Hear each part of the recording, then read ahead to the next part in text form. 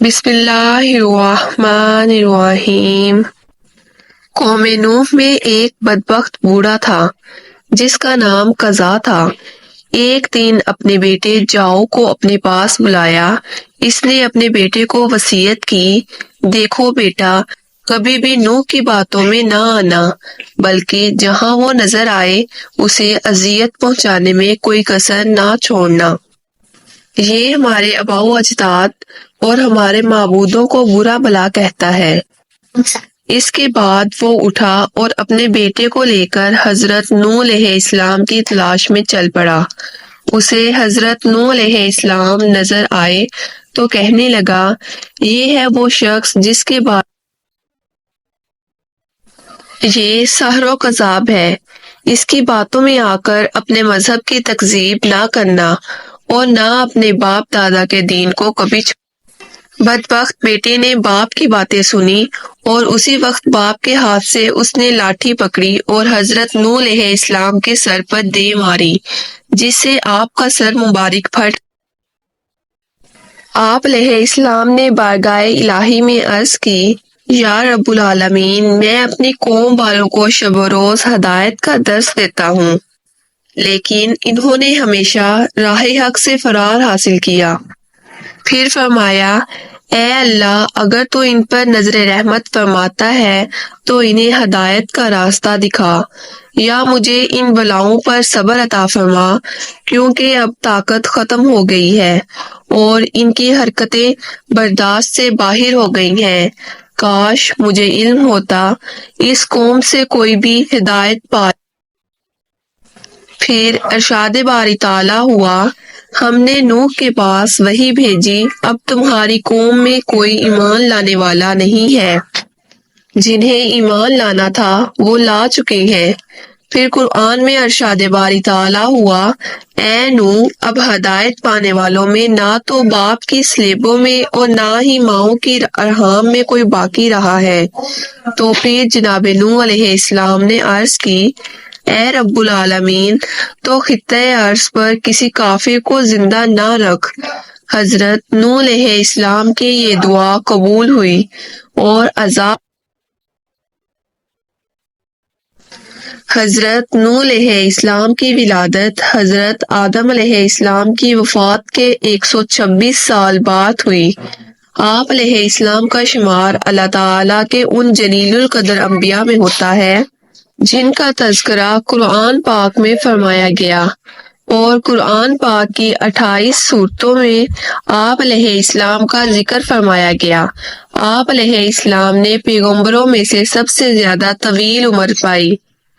اس کے باوجود نہ کوئی آپ کا دانت گرا، نہ ہی کوئی بال سفید ہوا۔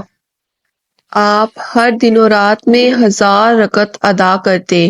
آپ علیہ السلام ہی کو اس سلسلے میں اولیت حاصل تھی کہ آپ کی بددعا سے امت ہلاک ہوئی۔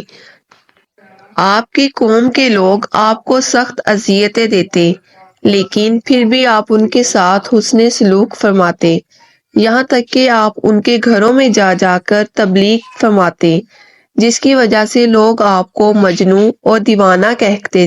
طوفان نوح سے قبل قوم نے آپ کو اس قدر اذیتیں دینا شروع کر دیں کہ آپ کو اتنا مارتے کہ آپ علیہ السلام کے اعضاء ٹوٹ جاتے، آپ کو شدید تکلیف میں بے ہوش ہو جاتے، آپ کو اٹھاتے، کمبل میں لپیٹتے اور اس خیال سے گھر پھینک جاتے کہ آپ مر جائیں گے۔ کئی بار ایسا ہوتا، گھر میں پھینک کر آگ کے اوپر پتھر ڈال دیتے۔ رات کو حضرت جبرائیل علیہ السلام آ کر پتھر اٹھا کر پھینکتے اور آپ کو وہاں سے نکال لیتے، اپنے پروں کو زخموں پر ملتے، جس سے زخم فوراً ٹھیک ہو جاتے۔ اگلا دن ہوتا، پھر آپ کی قوم کے لوگ گمراہی میں نکل پڑتے۔ ایک روایت میں ہے، اللہ تعالیٰ نے 480 سال کی عمر میں آپ کو نبوت عطا فرمائی۔ 120 سال آپ علیہ السلام نے لوگوں کو اللہ کے دین کی طرف بلایا، لیکن قوم نے کسی بات کو ماننے سے انکار کر دیا۔ پھر اللہ تعالیٰ نے آپ علیہ السلام کو کشتی بنانے کا حکم دیا۔ جب آپ اس کشتی میں سوار ہوئے تو آپ کی عمر 600 سال تھی اور پھر عذاب آیا اور سب غرق ہو گیا۔ حضرت نوح علیہ السلام کشتی کے بعد 350 سال مزید زندہ رہے۔ جب حضرت نوح علیہ السلام کی وفات کا وقت قریب آیا تو آپ علیہ السلام ایک پہاڑ پر سیر فرما رہے تھے۔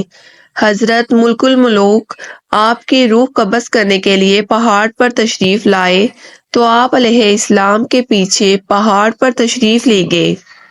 جب ملک الموت کا سامنا حضرت نوح علیہ السلام سے ہوا تو عرض کی موت کا وقت ہو چکا ہے۔ حضرت نوح علیہ السلام نے موت کی تکلیف کا تصور کیا اور زوردار نعرہ بلند کیا، حتیٰ کہ یہ سن کر جنگل کے تمام جانور جمع ہو گئے۔ پھر آپ علیہ السلام نے ملک الموت سے فرمایا، مجھے اتنی مہلت دی جائے کہ میں اپنے گھر والوں سے رخصت ہو لوں۔ ملک الموت نے کہا، مجھے اس کی اجازت نہیں کہ مہلت دی جائے۔ یہ سن کر آپ علیہ السلام نے فرمایا، اس جنگل میں میری نماز جنازہ کون پڑھے گا؟ ملک الموت نے کہا، ابھی جبرائیل علیہ السلام ملائکہ کی ایک جماعت کے ساتھ سفر میں ہے جو اسی مقصد کے لیے آ رہے ہیں۔ یہ معلوم ہوا تو آپ وعدہ الہی کی تکمیل کے لیے رضامند ہو گئے۔ اسی اثناء میں حضرت جبرائیل علیہ السلام تشریف لائے اور دریافت کیا، اے انبیاء میں سب سے طویل عمر پانے والے آپ علیہ السلام نے دنیا کو کیسا پایا؟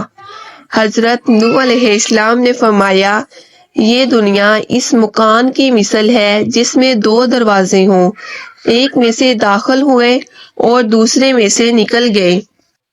اس کے بعد ملک الموت نے آپ کی روح قبض کر لی۔